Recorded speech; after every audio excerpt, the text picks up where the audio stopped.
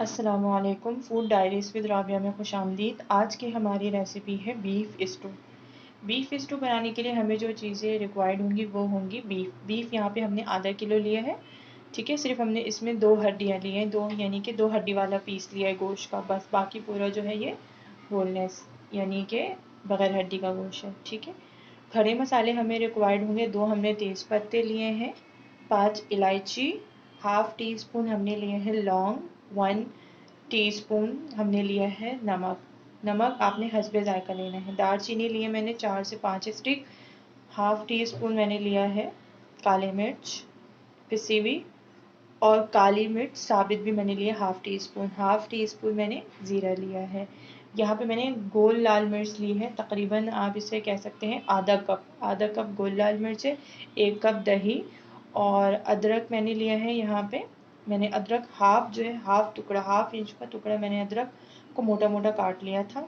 लहसुन आपने एक जो पूरी बंच होता है उस बंच को आपने छील लेना है और वो आपने बंच ली। ये सब चीज़ें साबुत ऐड होंगी, साबुत जो है गरम मसाले ऐड होंगे, और साबुत अदरक और साबुत लहसुन ऐड होगी। प्याज मैंने ली है 2 बड़ी प्याज, तकरीबन अगर आप इसको मेजरमेंट के हिसाब से जानना चाहते हैं तो ये हाफ़ केजी प्याज है। ठीक है, और ये मैंने मोटी मोटी काट ली है। तेल मैंने 1 कप लिया है। पानी मैंने लिया है 1 प्याला पानी लिया है मैंने, वो मैंने इसलिए लिया क्योंकि बीफ को गलने के लिए थोड़ा सा टाइम लगता है, इसलिए हमने इसमें 1 प्याला पानी लिया है। चलिए चलते हैं हम अपनी रेसिपी की तरफ। जी, तो हम अपनी रेसिपी शुरू करते हैं। रेसिपी शुरू करने के लिए सबसे पहले देखिए, हमने अभी चूल्हा नहीं जलाना इस पॉइंट पे। सबका बनाने का तरीका अलग होता है, मेरा बनाने का तरीका डिफरेंट है। हम इसमें सबसे पहले अपना जो गोश्त है वो ऐड करेंगे। गोश्त इस तरह हमने ऐड करना है।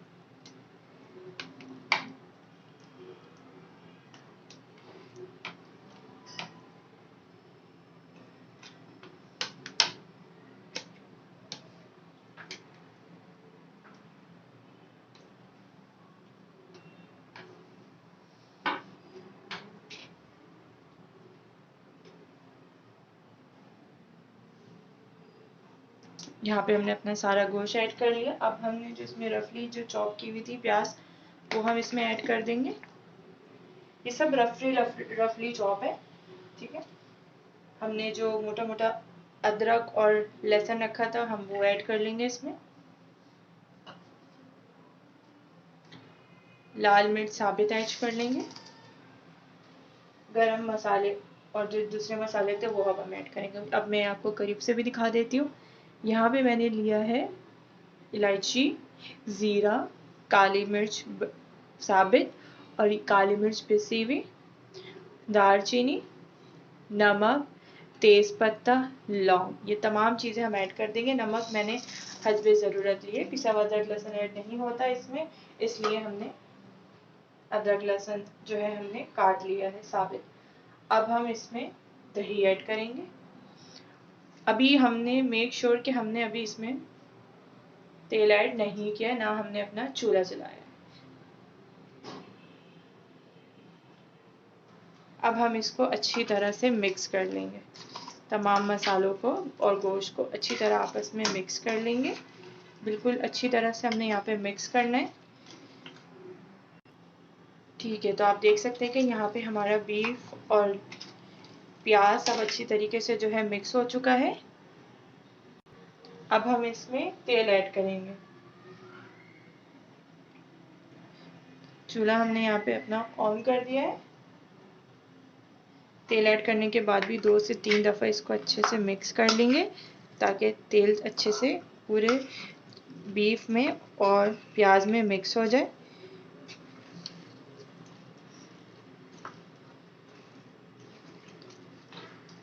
अब हमने जो इसमें पानी रखा था अपने लिए, क्योंकि ये बीफ है तो बीफ में ज़्यादा पानी ऐड होता है।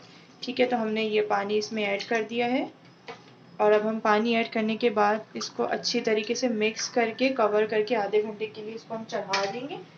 बीफ है, बीफ को गलने में टाइम लगता है, आधे घंटे बाद फिर हम इसको चेक करेंगे, और वक्फन अपने इसको चेक भी करते रहना है। जी, तो अब आप देख सकते हैं कि हमारा जो है गोश्त का पानी काफ़ी हद तक ड्राई हो चुका है, और अब हमें अपने गोश्त को चेक करना है।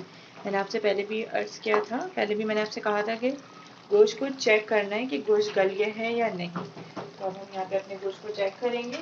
गोश्त को चेक करने के लिए सिंपली हम गोश्त को निकालेंगे, चम्मच से गोश्त को हम निकालेंगे, चम्मच से ही चेक करेंगे। नहीं, अभी हमारा गोश्त थोड़ा सा रह गया है। ठीक है, गोश्त हमारा भी रह गया। अब हम इसको मज़ीद थोड़ी देर इसको और पकने के लिए रख देंगे ताकि हमारा गोश्त अच्छे से गल जाए, और फिर हम इसको भूनेंगे। कितना अच्छा इसका गोल्डन कलर आया, जब इसको हम भूनेंगे तो और इसका मज़ीद अच्छा कलर आएगा।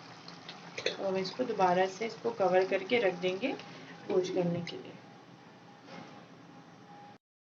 जी व्यूअर्स, तो अब आप देख सकते हैं कि हमारा जो है स्टू का पानी बिल्कुल ड्राई हो चुका है और बीफ भी बिल्कुल गल चुका है। मैं आपको फिर भी चेक करवा देती हूँ आपके सामने कि हमारा जो बीफ है वो बिल्कुल पक चुका है। अब हमने जैसे इसको भूनना है और भून के फिर हमने जो है इसको सर्व कर लेना है।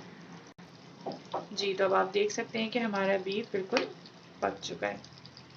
ये देखें, 3 से 4 पीस हो चुके हैं इसके। मैंने चम्मच से किया तो ये सेपरेट इजीली हो गया। अब हमने इस पॉइंट पे हमने इसको सिर्फ भूनना है, अच्छे से इसको भूनना है ताकि मज़ा आए। कुछ चीज़ें होती हैं ना जो बिल्कुल भूनी जाती है, और आप बिलीव में आप इसको इस तरीके से बनाएंगे आपको बहुत मज़ा आएगा। एक तो ये बहुत झटपट, ये तो चलो बीफ है ना, बीफ को गलने में टाइम लगता है।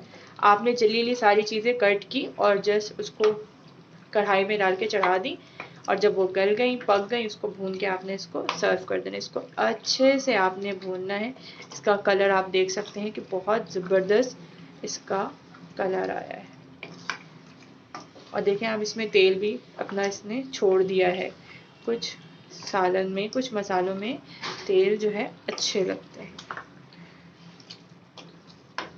जी, अब हम इसको बाउल में सर्व कर देंगे। आप इसको रोटी और नान के साथ भी खा सकते हैं, और अगर आपको पराठे का शौक है तो आप इसको पराठे के साथ भी खा सकते हैं।